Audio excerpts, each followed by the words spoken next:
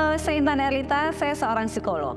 Kali ini saya akan membahas mengenai trauma. Cukup banyak ya orang mengatakan, "Kak, saya trauma, gimana nih Kak saya menghadapinya?" Kak, bener nggak sih kalau yang saya alami ini adalah bagian dari trauma? Nah, sebelum kita membahas lebih jauh penanganannya, kita kenali dulu yuk apa sih yang namanya trauma. Trauma itu adalah kejadian yang tidak menyenangkan yang dialami oleh seseorang. Dan biasanya ini bisa membuat hal yang menyebabkan fisik atau emosional kita merasa tidak nyaman. Contoh misalnya kejadian bencana alam, kecelakaan yang serius, kehilangan orang yang kita sayangi itu bisa menyebabkan trauma pada seseorang.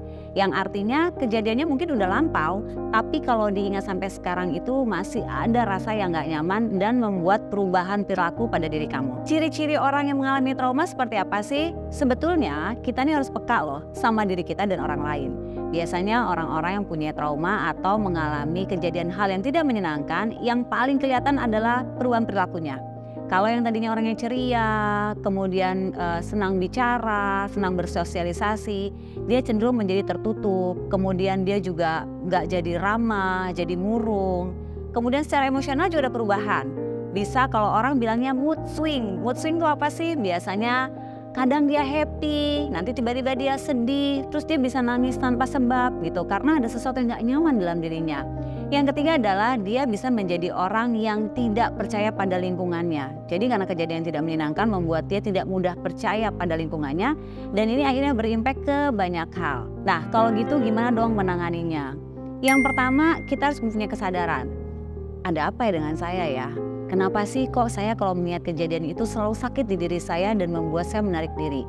Nah kalau udah kayak gini, kalian harus mengizinkan diri ini melepaskan memori yang tidak menyenangkan itu. Nah, melepaskan ini bisa dengan diri sendiri ya, atau mungkin bisa dengan bantuan psikolog atau psikiater. Yang kedua adalah kita harus berdamai dengan kondisi yang tidak menyenangkan itu. Yang harus dipahami adalah bahwa dalam hidup tidak selalu menyenangkan, tapi kita pasti bisa melewati dan kita bisa mengambil pelajaran dari kejadian yang tidak menyenangkan. Yang ketiga, coba deh kamu buka lingkungan baru. Mungkin lingkungan ini gak bagus buat kamu, sering menyebabkan trauma. Cari lingkungan baru yang bisa menyebabkan kamu menjadi lebih happy dan bisa melupakan kejadian tadi. Intinya adalah trauma ini memang gak menyenangkan. Bahkan kalau trauma ini tidak ditangani, membuat langkah kita ke depan menjadi tidak nyaman. Dan yang paling tidak baiknya adalah bisa menghambat potensi kamu untuk menuju sukses.